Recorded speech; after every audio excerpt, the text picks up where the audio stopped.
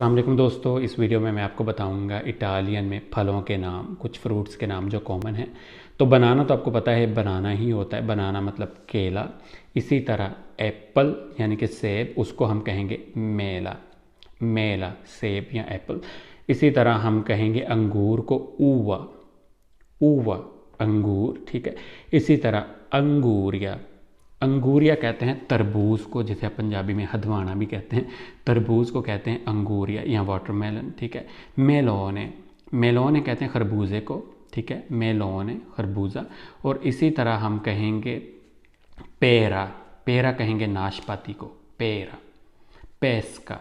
पेस्का कहते हैं हम जो पीच होता है, आड़ू होता है, ठीक है। पीच यानी कि आड़ू, पेस्का। मांगो। मांगो कहते हैं मैंगो को, आम को, मांगो, ठीक है। अल्बिकोक्का। अल्बिकोक्का हम कहते हैं एप्रिकोट को या खुबानी को, अल्बिकोक्का। फ्रागोला।